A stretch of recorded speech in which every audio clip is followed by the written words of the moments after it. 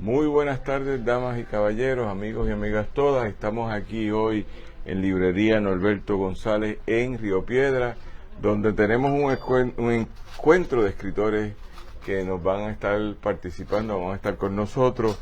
Uno de ellos anda medio perdido, pero se debe incorporar próximamente. Y el otro está de camino, así que en lo que se va juntando la gente yo voy a estar hablando. Estamos en el programa Club de Lectores, como todos los sábados a las 2 de la tarde, por las pasadas, diría yo, 7 temporadas. Y hoy estamos en el programa número 22, episodio número 22, 20 de la 7ª temporada, para cualificarlo correctamente. Y estamos para pasarlo bien, porque en este momento estamos aquí para ir conversando. Vamos a ir hablando de dos textos: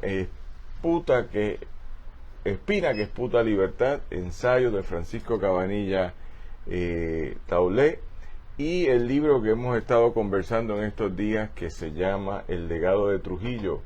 Ambos libros muy interesantes, y los tengo que relacionar, sobre todo que el compañero Francisco Cabanilla publicó hoy un tremendo trabajo en el Post Antillano sobre Haití. Y eso es una relación que tiene que ver con el libro El legado de Trujillo, del compañero Sandro Omar Alcántara.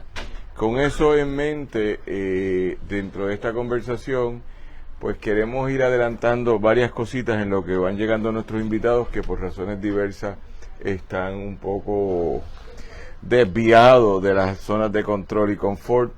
Pero dentro de eso agradecemos a Alejandro Ortiz Arraiza por la producción general de este programa, y al compañero Adrián Ciacaper en los controles en San Juan del Post Antillano, y desde San Sebastián del Pepino en los controles de Radio Raíces del Pepino en el 1460M tenemos al compañero Robertito Rivera. En eso puedo decirle que agradecemos a todos nuestros auspiciadores para que estos programas sean una realidad. La gente piensa que esto es fácil. Esto es producciones semanales con mucha energía, con mucha dedicación. Son muchas horas de trabajo para que todos estos programas pasen.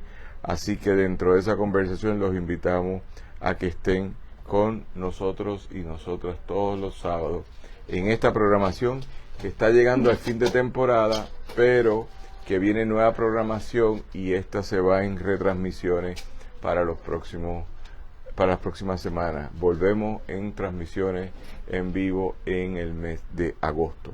Así que con eso en mente, quisiera decirle entonces a todas y a todos ustedes que los libros que vamos a estar comentando aquí hoy son libros que tienen que ver con lo que es la conversación desde la perspectiva de la literatura en América Latina, y dentro de lo que ha sido, tenemos en línea al compañero Francisco Cabanilla. Cabanilla, te tenemos en línea, que te vamos a traer a la conversación ya mismo.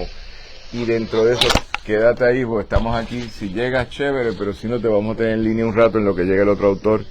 Así que dentro de esa conversación estamos para hablar del libro Espina que esputa libertad, y estaba introduciendo este trabajo en relación a tu presentación hoy en el Post Antillano, el ensayo que hiciste sobre Haití, que me pareció magistral, porque para los estudiosos de la literatura caribeña, para los estudiosos de la historiografía caribeña y para el público en general, normalmente no se publican columnas de Haití con ese nivel de profundidad como hizo el compañero Francisco Cabanilla.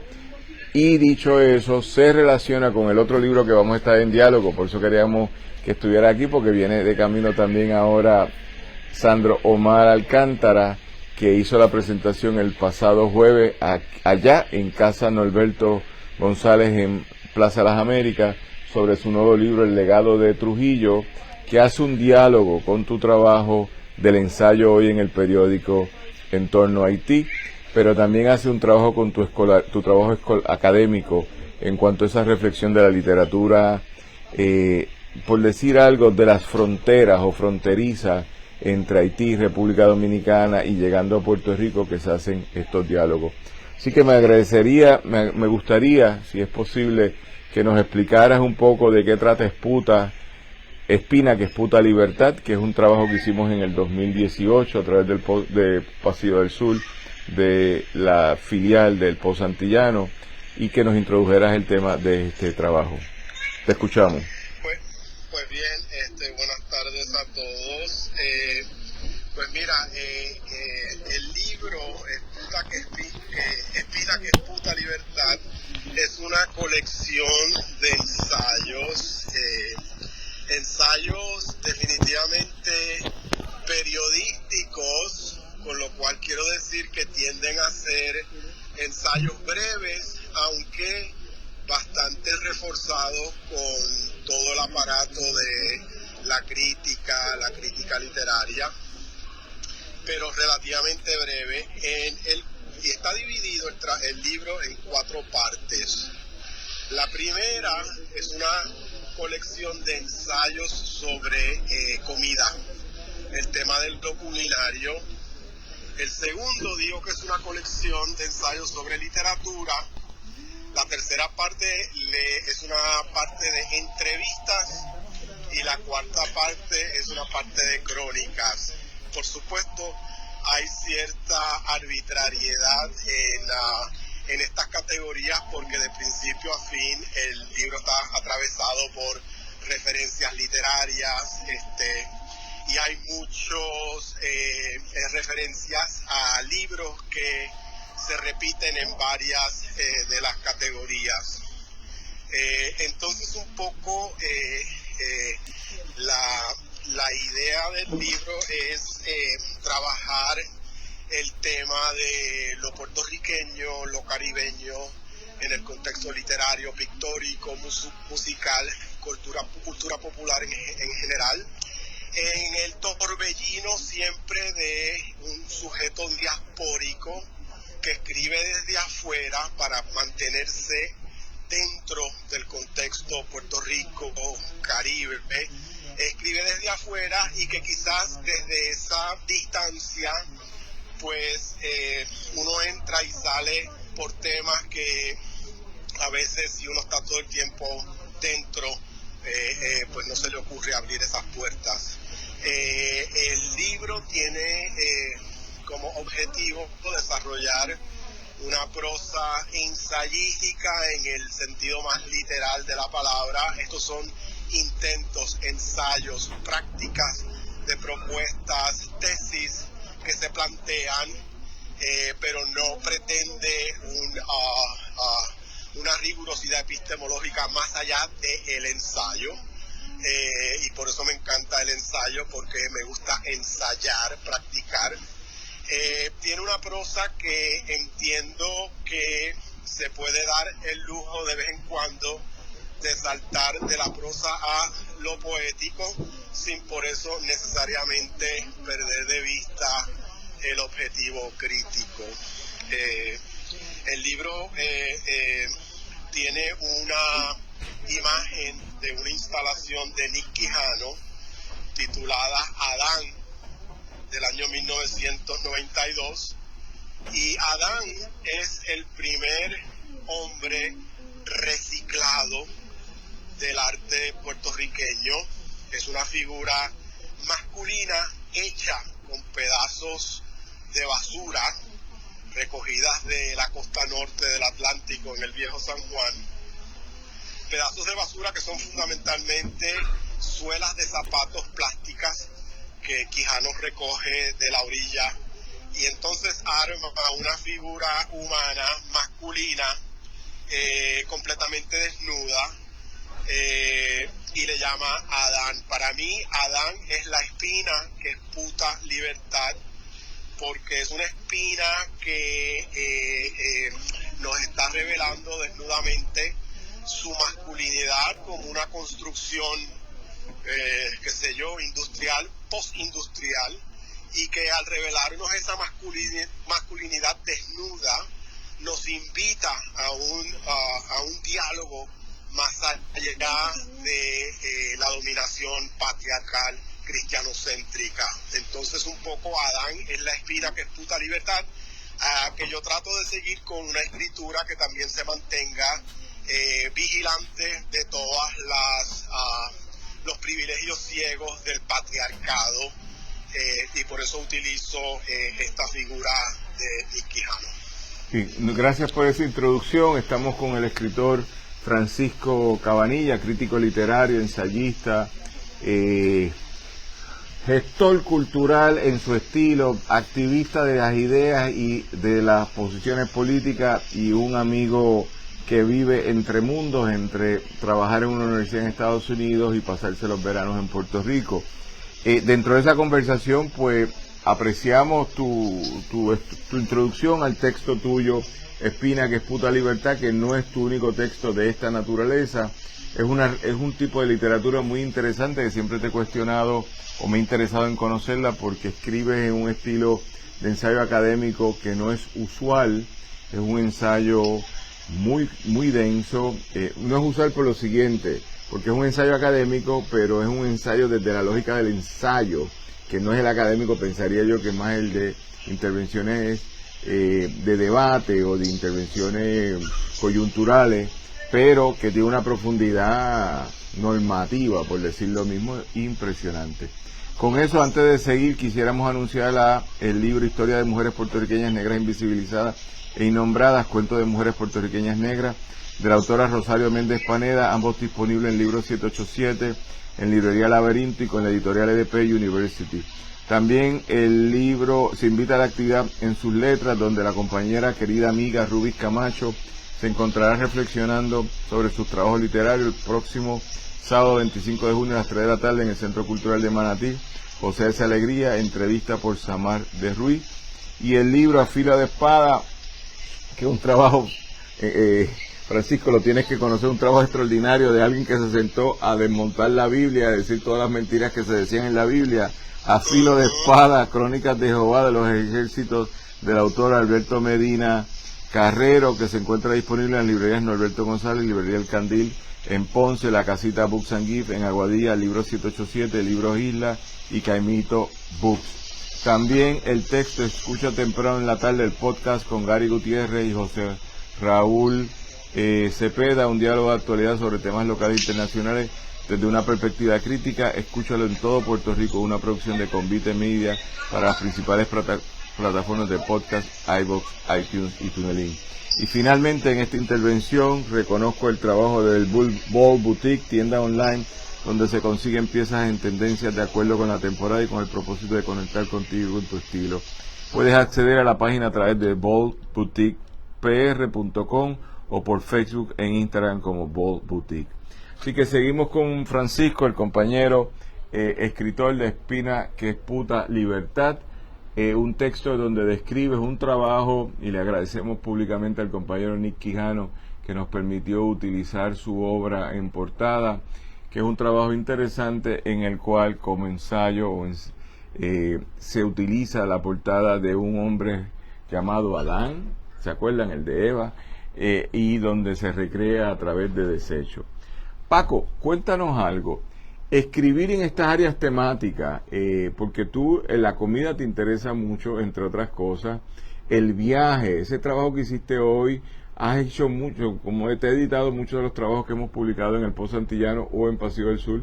Valoro mucho que te gusta el tránsito del movimiento, ese movimiento isleño. ¿Por qué esas áreas temáticas que vas repitiendo en algunos de tus ensayos? Y luego hablamos de tus otros libros de ensayos, pero en este momento las áreas temáticas que te cautivan. Francisco. Se nos fue Francisco entonces. Francisco, estamos en línea, te estamos escuchando, tratando de si puedes reactivar el micrófono nuevamente.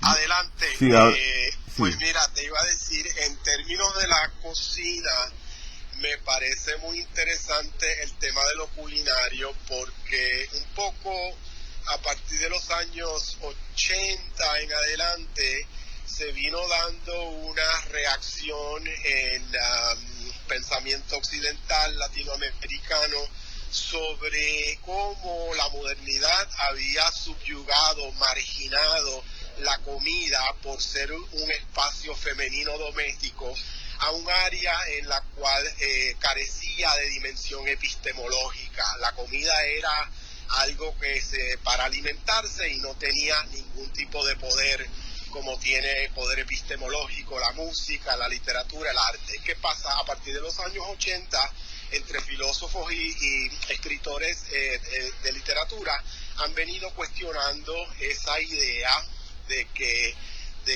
la comida no tiene poder, y en ese sentido, por supuesto que para los latinoamericanos es bien fácil decir, ya desde el siglo XVII Sor Juana Inés de la Cruz había advertido que la cocina es como estar en un laboratorio científico, sí tiene dimensión epistemológica. Entonces yo llevo como 15 años dando una clase sobre la comida en América Latina, en la cual trato de cubrir de muchas maneras el hecho de que comer no es solamente alimentarse. La comida tiene un valor simbólico, tiene un valor político, tiene un valor estético, y que apela definitivamente a las dimensiones del saber, ¿no? En ese sentido, por eso es que llevo como 15 años rastreando el tema de la comida. Respecto a la dimensión del viaje, dos cosas. Primero, es mi situación existencial como sujeto diaspórico, trabajar en Estados Unidos, ir a Puerto Rico todas las veces que pueda, mantenerme conectado a través del viaje, a través de mi trabajo. A la misma vez, el viaje es demasiado importante en el contexto de la literatura latinoamericana en general, porque está en la fundación finales del siglo XVI, siglo XVII, siglo XV, finales del siglo XV, siglo XVI, XVII, con las famosas crónicas y las crónicas de Indias, que en Puerto Rico, por supuesto, escritores como Rodríguez Juliá rejuvenecieron en el contexto de la literatura puertorriqueña. Entonces, para mí el viaje significa la realidad de un sujeto diaspórico, que significa también el ejercicio de una tradición literaria que incluye las crónicas, y representa para mí la oportunidad de establecer un puente entre el mainland y la diáspora, que me interesa cruzar todas las veces que me vea en la necesidad de vivir allá y trabajar acá, de vivir allá y venir acá hasta que me jubile. Pero en ese sentido pienso que el viaje, por eso es que me interesa, por esas dos razones. Razones de historia literaria y razones de mi condición diaspórica. Bien, hay distintos temas recurrentes en ti, y es interesante porque con mucha humildad te digo, eres un compañero que estudió sobre la lengua, estudio hispanoamericano, o como se llame la disciplina, pero yo lo reduzco siempre a decir maestro de español. Pero el maestro de español habla de cosas muy profundas, que no es solamente poner un acento, es más que eso. Y es lo que yo valoro mucho de tu trabajo y tu capacidad de narrar cosas muy complejas y análisis que requieren, por decir lo mínimo, un comando extraordinario de la teoría crítica para hilvanar distintas experiencias y darnos una, por decir alguna reflexión concluyente o terminal sobre muchos asuntos que de ordinario los vemos de otra forma. Eso fue lo que me impresionó hoy en el ensayo que publicaste en el Post Antillano sobre Haití, cuando empiezas a recoger lo que es la literatura, por llamarla de alguna forma, regional u universal sobre el tema, y luego me la traduces y haces una bitácora de todo lo que se ha escrito en temas relacionados desde Puerto Rico sobre el tema de Haití. Así que hay un comando de la teoría que es muy interesante en tu trabajo, y luego hay un estilo de redacción que yo estoy claro que es Francisco Cabanilla Taulé, que es un estilo con una complejidad, te pareces a nuestro amigo de San Sebastián, Edgardo Nieves Mieles, que si usted no ha leído mucho no va a entender, porque la referencia es de alguien de mucha lectura, y sobre todo que relaciona lo auditivo con lo visual, con lo experiencial, si puedo llamarle de esa forma, y sobre todo con una mirada crítica a los procesos sociales y políticos de la región. Así que hay algo de eso estoy hablando de tu estilo de escribir, que no es un estilo diríamos yo, como unas personas que escriben muy ligero, no es una escritura muy profunda que se ha ido, por decir algo, desarrollando a lo largo de tus 30 años de profesor, presumo, o desde el periodo formativo universitario. Tú nos dirás. Bueno, ¿qué puedo decirte? El título de maestro de español me parece que es un honor y que me queda grande, pero me siento completamente identificado con ese título. Sobre el caso de Haití, te puedo decir que a mí me ha pasado lo que le ha pasado, diría yo, a gran parte de la crítica literaria, del pensamiento latinoamericano, que nos hemos olvidado de la importancia que tiene Haití en la construcción de la identidad latinoamericana. Ajá. Te escuchamos, Paco, te nos fuiste. Países como Estados Unidos, Canadá y Francia, que han hecho pelotas a la isla de Haití. Entonces yo he descubierto que de alguna manera, cuando yo pensaba en América Latina, empezaba a hablar de 1810 a 1824 con los movimientos de independencia, siglo XIX, pero mucho antes está en 1804, 1791, 1804, la revolución haitiana que hizo temblar al resto de las Américas. Y entonces estoy tratando de corregir ese error, llenar ese vacío, no permitir el silencio que hay sobre Haití. Y por eso es que me he lanzado a tratar de enmendar ese problema. El artículo al que te refieres, a mí me interesó porque es un poco una manera de abordar el tema de que Puerto Rico, a pesar de que los puertorriqueños no quieran mirarlo de esa manera, haya habido varios puertorriqueños que se han dado cuenta de la haitianización de Puerto Rico en el peor sentido de la palabra. Haitianización en el sentido de empobrecimiento, brutalización de una cultura por parte de otra más fuerte. Y entonces nosotros estamos en este momento en un terreno en el cual para muchos o para algunos puertorriqueños mirar Haití es ver Puerto Rico, mirar Puerto Rico es ver Haití.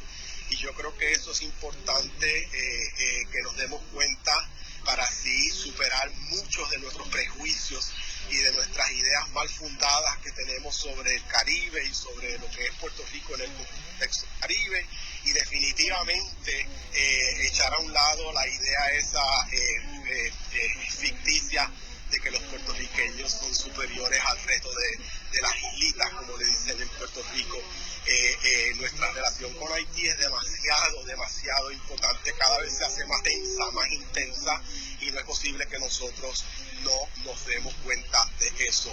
En estos momentos te puedo decir que hay un tema sobre Haití que es bien interesante. Yo leo la crítica de izquierda en Estados Unidos, y por ejemplo no hace mucho leí un artículo de la revista Counterpunch en el cual se hacía una crítica muy justa a todos los atropellos que ha cometido Estados Unidos en el siglo XXI, del 2004, es más, desde finales del siglo XIX, las dos veces que sacaron del poder a Aristide, el terremoto, todas las tragedias.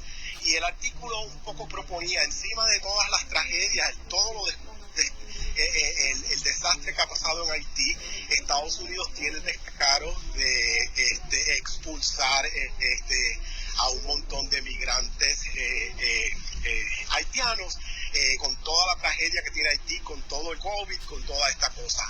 Un momento, me parece interesante y esto yo lo voy a investigar más.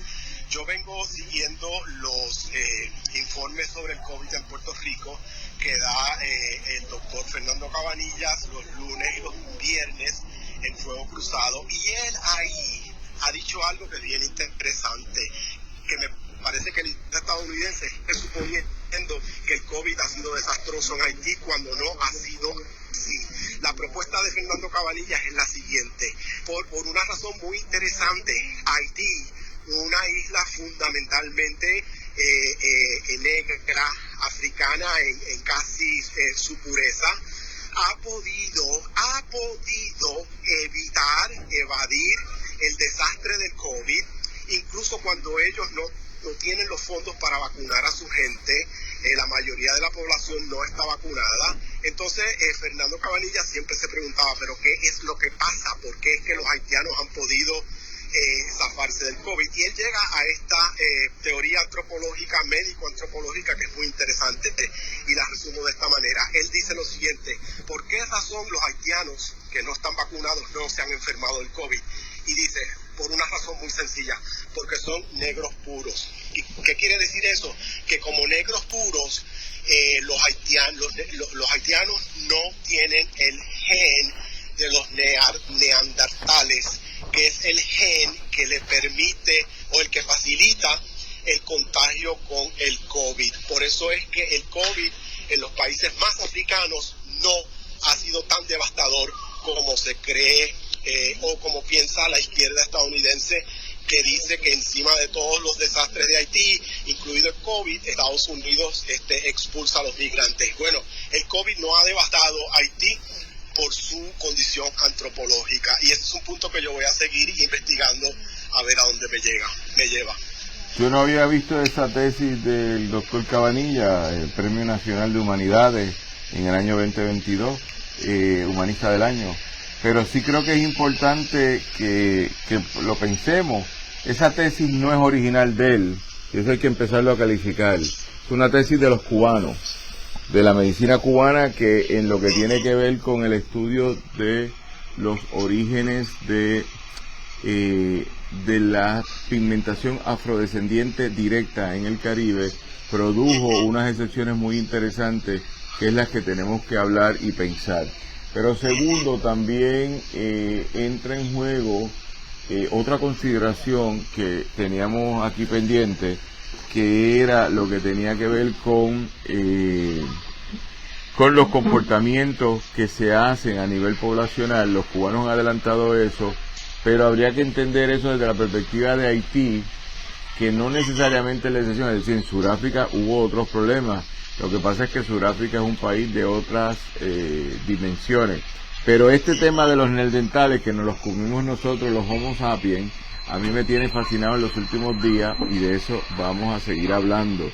Así que yo te voy a dar unos minutos para pasar aquí con el otro entrevistado que llegó.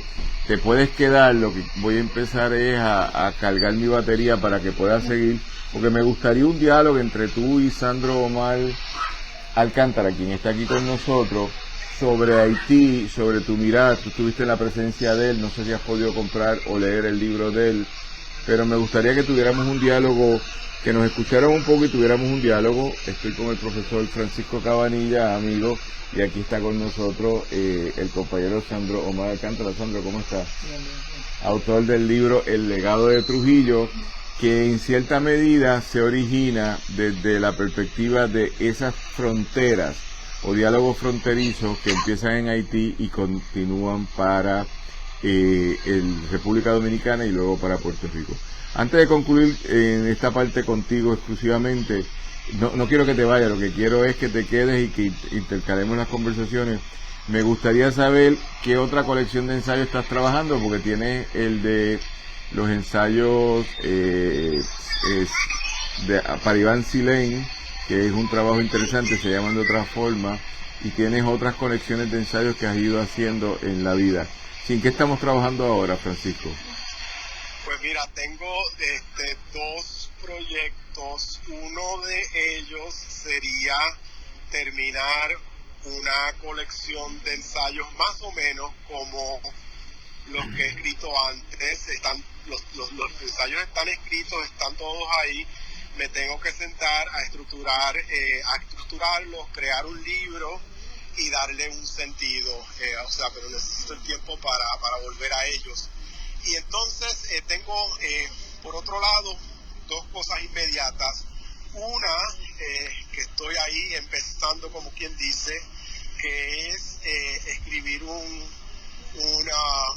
buen ensayo sobre el poema de Luis Pález Matos de 1942, titulado Menú, que es el poema más gastrocéntrico de la literatura puertorriqueña de la primera mitad del siglo XX. Y lo que me interesaría hacer con ese poema es un poco inscribirlo en el contexto de las colonialidades del poder y finalmente en el contexto de una transmodernidad. Menú de Luis Pález Matos es un poema gastrocéntrico, transmoderno en la medida en que invita al otro, sería al turista, al extranjero, al peregrino que va por las islas viajando, lo invita a que se coma el Caribe. Su restaurante, los platos son pedazos de las islas y lo invita a que se lo coma porque en el contexto de su poema,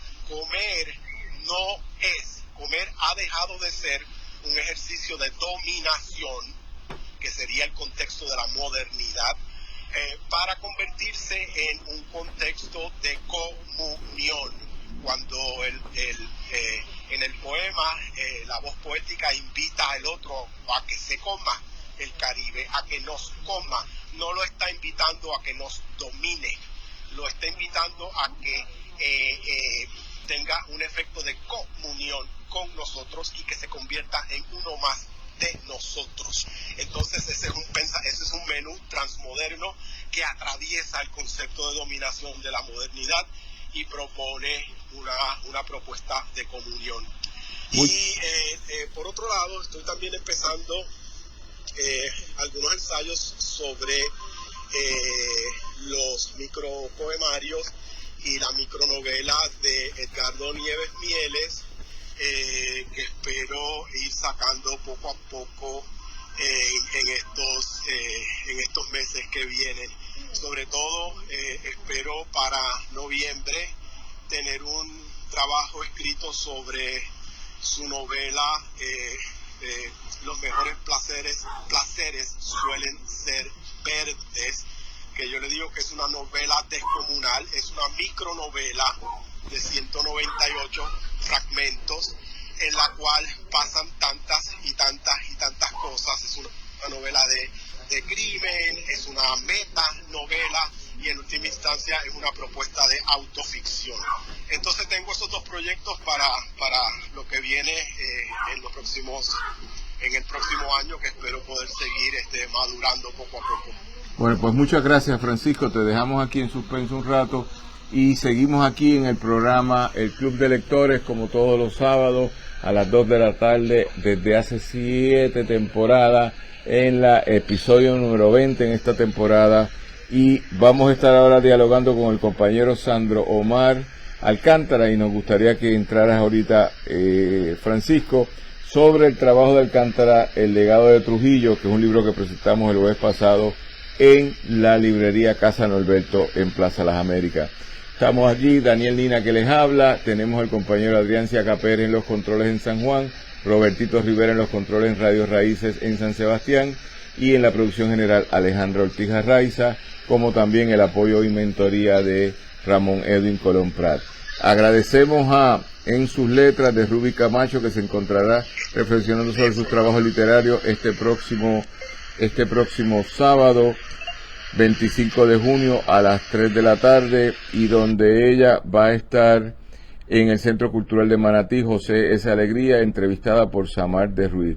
Libro de historias de mujeres puertorriqueñas negras invisibilizadas y nombradas, cuentos de mujeres puertorriqueñas negras, de la autora Rosario Méndez Paneda, ambos disponibles en librería 787, librería Casa Norberto y librerías Norberto González, y con la editorial EDP.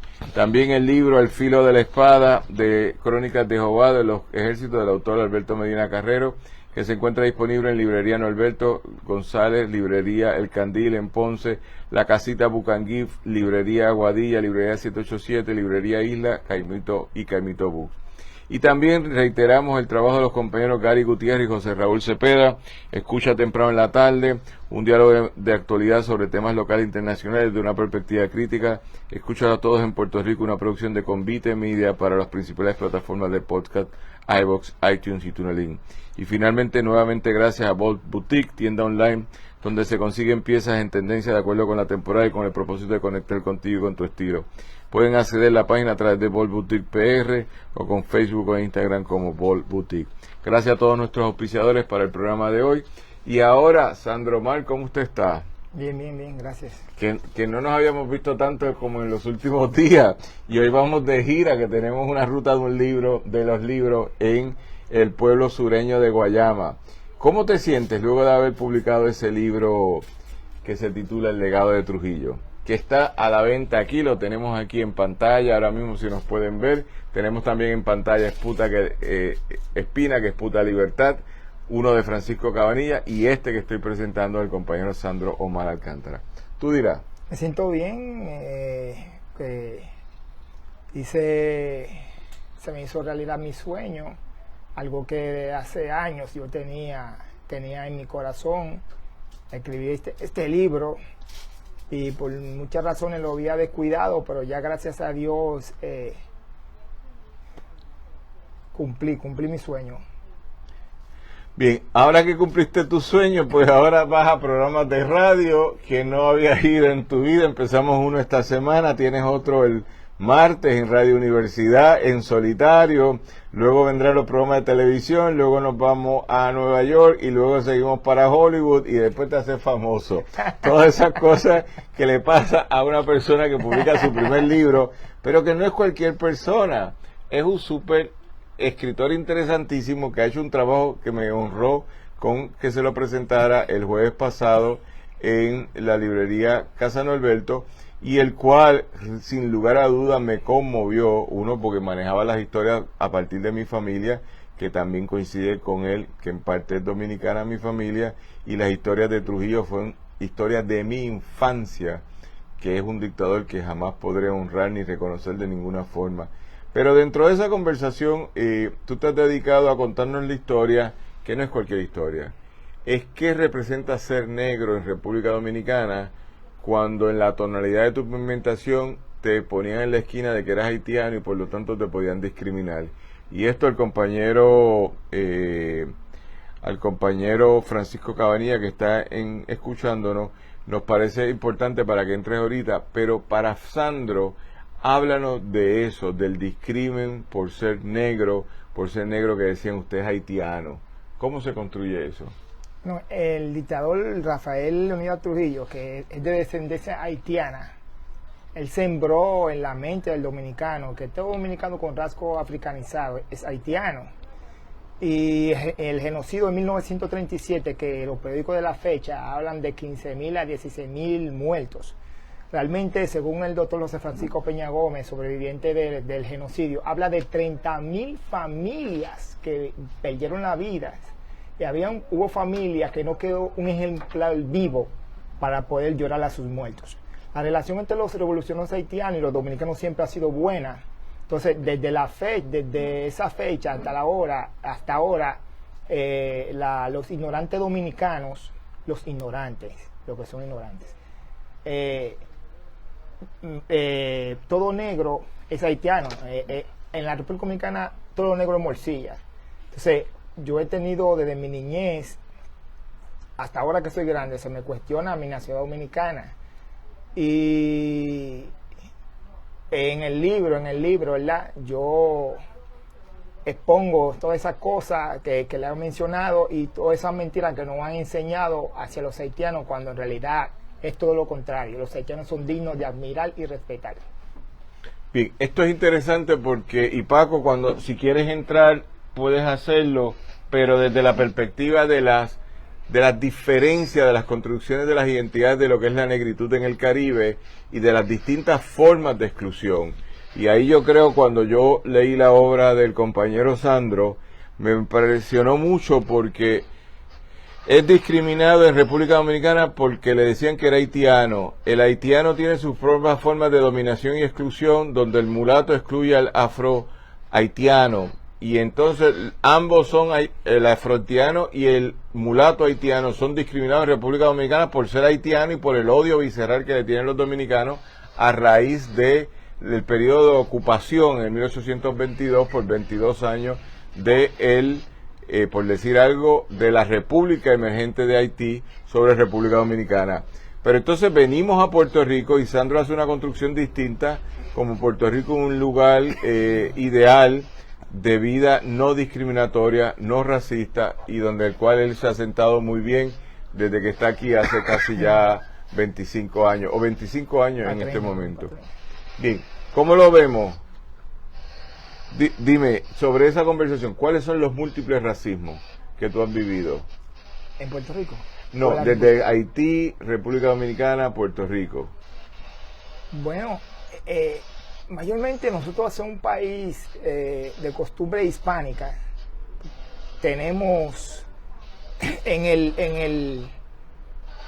popularmente se dicen muchas cosas de los negros, que esa cosa fue uno de lo que más me marcó en mi niñez. Que el negro no es gente, que el negro es comida de cerdo, que el negro es un mojón que Dios escogió para convertir en un número, entre otras cosas. Y desde el punto de no dejarme montar en guagua pública, pensando que yo soy haitiano. Cosa que para mí era algo normal, hasta que llegué aquí a Puerto Rico me di cuenta que esa cosa no era normal. Bien, y como no es normal, ¿cómo uno se la tiene que vivir? Es decir, Puerto Rico, lo que es curioso en tu narrativa es bien fuerte para propósito de las conversaciones que hemos tenido aquí, es una donde tú dices, Puerto Rico me ha tratado bien independientemente, o sea, no ha habido discrimen en mi experiencia en Puerto Rico desde que llegué aquí, y eso es algo que tú has denotado consistentemente, del cual estás agradecido. Cuando uno lee el libro se da cuenta por qué, es decir, ha sido un afortunado de los más afortunados, que fue recibido por gente extraordinaria que te dio apoyo ante todo lo que era necesario para tú poder convivir en Puerto Rico adecuadamente, y dentro de esa conversación entonces, pues yo creo que esas son experiencias que hay que tomar en cuenta. Paco, ¿quieres decir algo? Paco.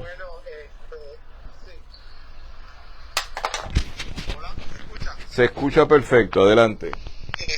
He tenido algunos problemas en escuchar lo que ha dicho el compañero porque se ha estado cortando. De todas maneras, me parece que es extraordinaria su narrativa, su experiencia de un dominicano negro en Puerto Rico que llega y dice que en Puerto Rico no hay racismo porque todo el mundo lo ha tratado bien. Es el lado más optimista del racismo puertorriqueño y caribeño y latinoamericano y moderno, colonial en general, y creo que si él ha experimentado esa dimensión de que no ha sentido ese racismo, pues tiene todo el derecho a decirlo y a defenderlo, a pesar de que otros en Puerto Rico digan que Puerto Rico es tan racista como la República Dominicana, como Cuba, como Haití, etcétera. Y digo que en un momento dado en Puerto Rico, en los años 90, cuando toda la cuestión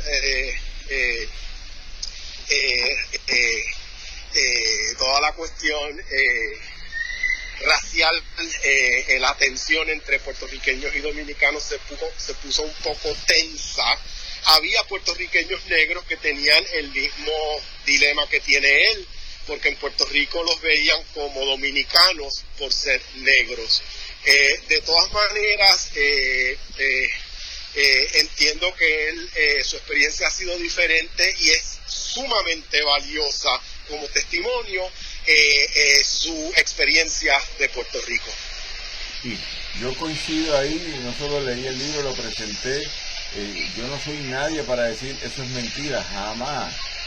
Lo que yo creo es que hay múltiples formas de explicar a Puerto Rico y Sandromar es una de ellas y es tan válida como otra forma, pero también es bien importante que veamos, que esto es lo que a mí me interesaba del tema del libro de Sandromar, cómo desde la perspectiva de clase que interacciona con la variedad de raza y origen nacional, hay distintos comportamientos en Puerto Rico.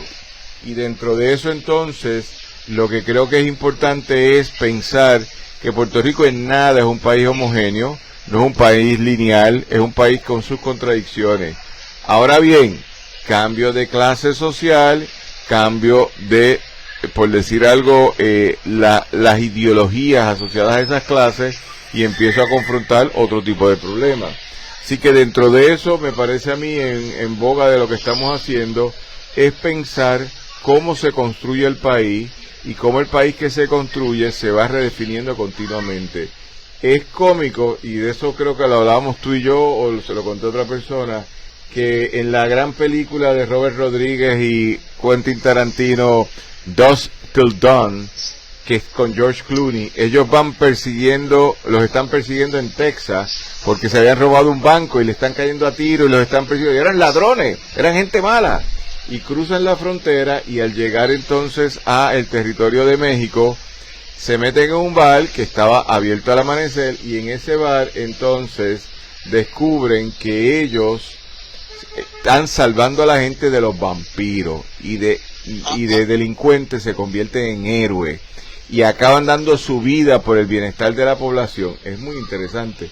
Por lo tanto, yo creo que cada frontera que vamos cruzando se va redefiniendo la experiencia del racismo en el sujeto activo que la vive, pero también las formas colectivas o las identidades nacionales que establecen una u otra forma de exclusión o inclusión. Y eso es lo que a mí me ha parecido interesante, porque en la experiencia de Sandro Mari, te escucho ahora, Sandro, para que responda. Una cosa es haber nacido y criado en República Dominicana y que te dijeran haitiano, y presumo que para el que era haitiano real, que no eres tú, tiene que haber sido terrible Santo Domingo, ¿verdad? Porque tú lo cuentas y estás aquí en la alegría de que llegaste aquí a Puerto Rico y pasaron otras cosas.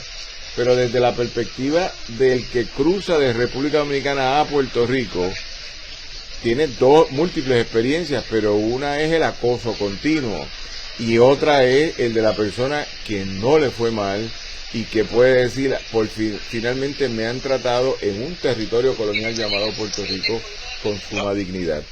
No sé, Sandro, si quieres aportar algo ahí.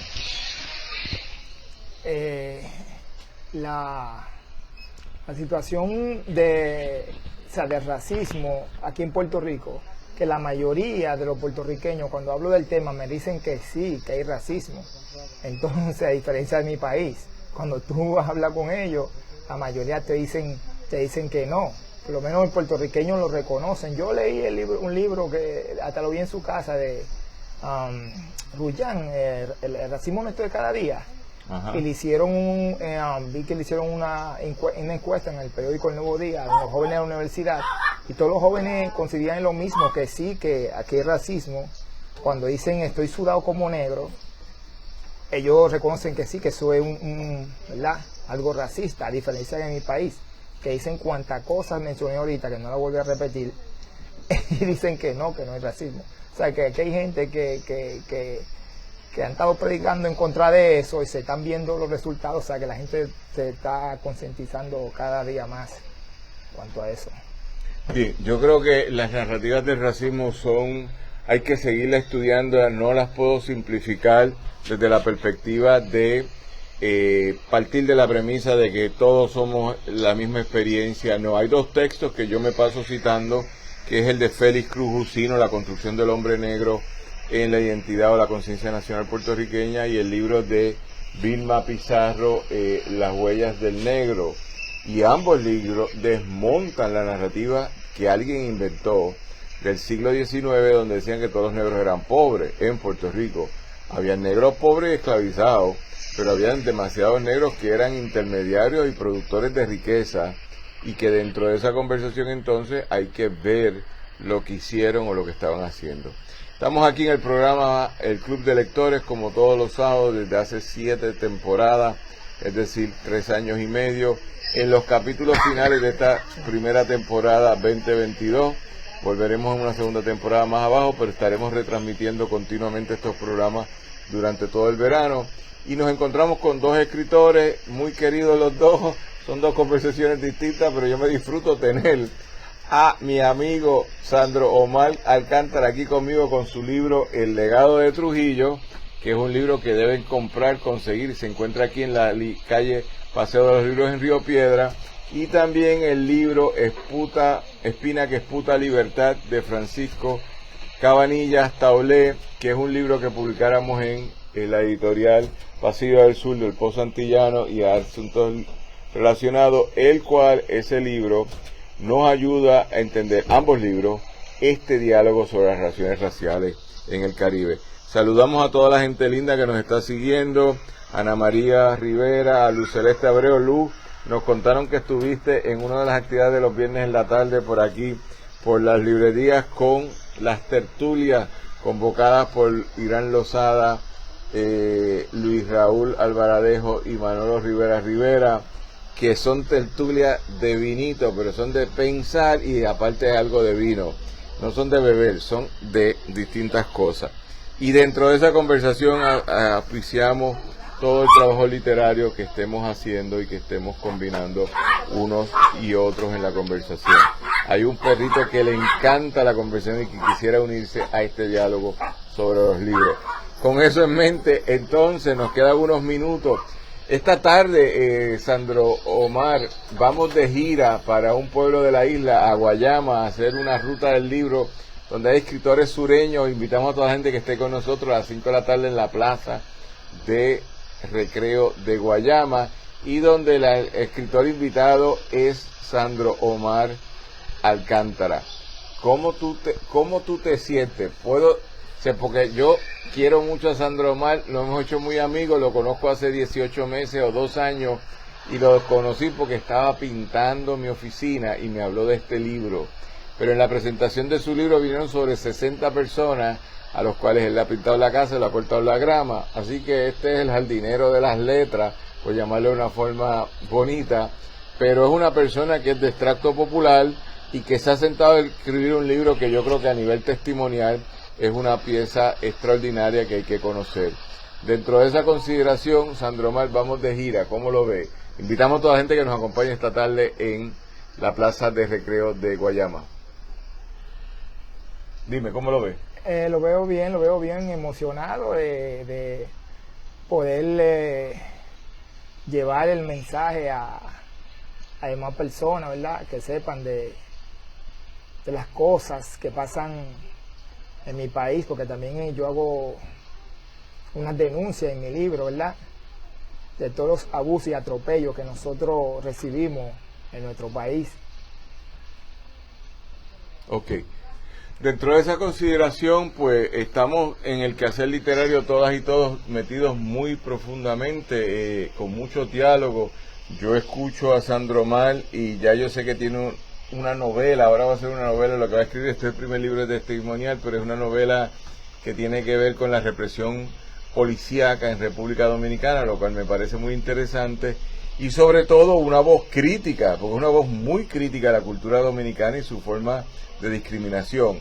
Como lo he dicho y lo dije en la presentación del libro que salió publicada hoy en el Pozo Antillano en la sección de Historia de Página Cero, me parece muy importante destacar que este libro, más allá de reconocer lo difícil que fue la vida de Sandro Omar, es un homenaje muy hermoso a la figura de un político que ya no está, un político que yo ni seguí, no fue tradición de mi familia seguirlo, pero que hay que reconocer el trabajo que hace él, que es la figura de José Francisco Peña Gómez, que era un político negro que en República Dominicana le decían usted es haitiano, y que con eso entonces acaparó una crítica muy dura y una crítica de exclusión muy fuerte.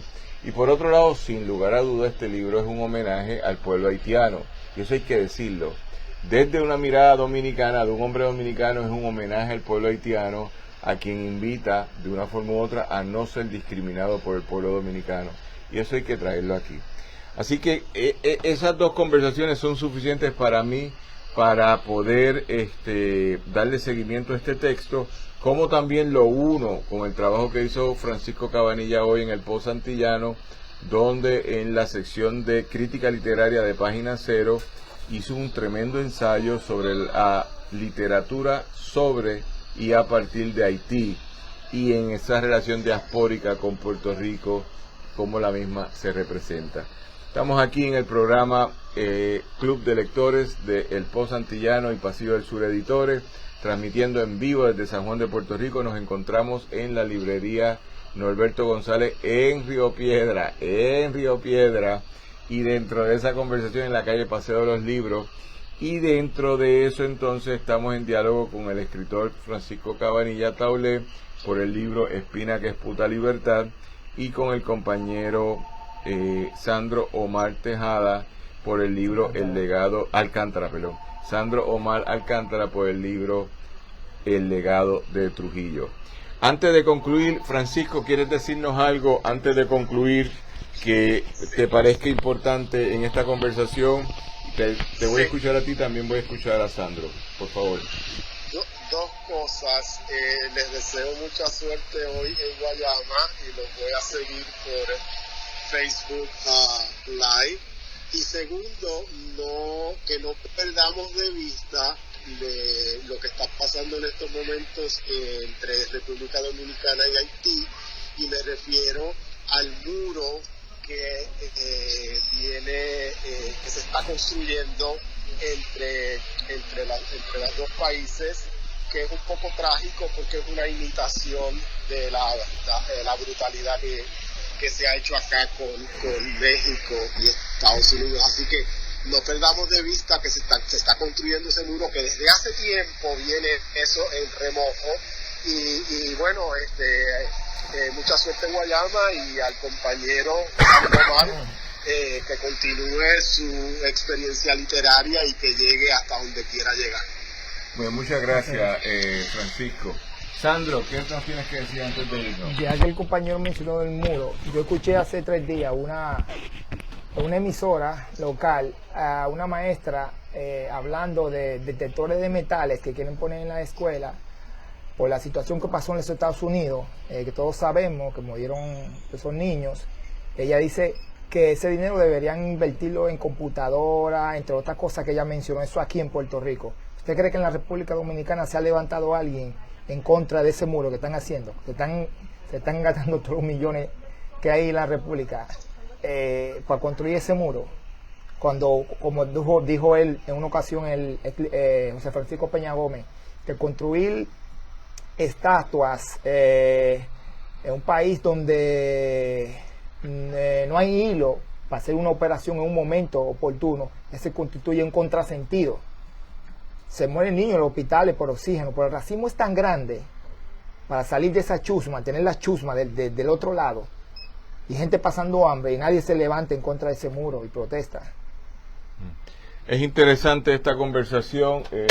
Le pongo atención al trabajo de Sandro Omar, y dentro de eso, aquí estaba temblando la tierra porque se han caído los libros aquí todos, pero dentro de esa conversación creo que, y no quiero decir que es el único, hay distintos movimientos desde República Dominicana que han planteado la igualdad y han planteado igual tratamiento al pueblo haitiano, pero sí creo que es importante empezar a decir que qué chévere que haya alguien que desde Puerto Rico en este trabajo está tratando de plantear cosas distintas, y caramba, usted no tiene que tener 3 doctorados para hacerlo, usted lo que tiene que tener es la voluntad, y es por voluntad que se hacen las cosas en este país y que tenemos todas y todos que ir haciéndolo. Nosotros creo que es importante seguir documentando el trabajo que tanto Sandro Omar está haciendo como ha estado haciendo el compañero Francisco Cabanilla, y sobre todo nosotros en la pequeña contribución histórica que podemos hacer es un espacio creativo a través del Post Antillano para que la gente publique. Este debate de Haití, República Dominicana, siendo mi madre dominicana, siendo mi padre cubano, es un debate que yo he sido partícipe en distintos momentos, y no es un debate fácil, sobre todo porque es que en los cambios fronterizos van cambiando las tonalidades del debate, y de la medida que el haitiano ha sufrido por el dominicano ha sufrido por el boricua, y entonces el boricua acaba contra el dominicano sobre Haití, pero también puede haber un doble texto en esa conversación, que es lo que sería realmente hablando la las diferencias de los racismos, cómo se van construyendo. Te mandan saludos Luz Celeste Abreu, la compañera dice saludos a Sandro Mar, y también nos manda saludos a nosotros por los trabajos que estamos haciendo y las conversaciones que estamos poniendo. Nos queda un minuto y para ir despidiendo lo siguiente. A toda la gente que cree de otra forma, vamos a seguir expresándonos. Yo valoro estas intervenciones y valoro la estructura de mi vida, que le dedicamos tiempo a esto. El equipo de trabajo del Pozo Antillano no es una sola persona, somos un equipo de trabajo que produce como si fuéramos 1000, pero producimos porque queremos modificar un país que es injusto y queremos aspirar siempre a la libre determinación e independencia nacional como una forma de activar una cultura independiente de otras culturas. Ahora bien, solidarios siempre con el pueblo haitiano, con el pueblo dominicano, con el pueblo puertorriqueño, con el pueblo negro de Haití, con el pueblo negro de República Dominicana y con el boricua también. Será hasta entonces, nos vemos esta tarde, vamos a estar en nuestra plataforma únicamente desde Guayama en la Ruta del Libro, y el lunes volvemos a los capítulos finales ya esta semana de toda nuestra programación, y entra la programación de verano el próximo fin de semana con programas especiales que les van a encantar. A nombre del equipo de trabajo del Pozo Antillano, en particular de Adrián Siaca Pérez en los controles en San Juan, Alejandro Ortiz Arraiz en la producción general, y en San Sebastián, Robertito Rivera desde Radio Raíz en el 1460M, le damos las gracias, y también a Ramón Edwin Colón Prat. Que se despida, Daniel Lina, será hasta más tarde en el día de hoy en la Ruta del Libro. Será hasta entonces, muchas gracias.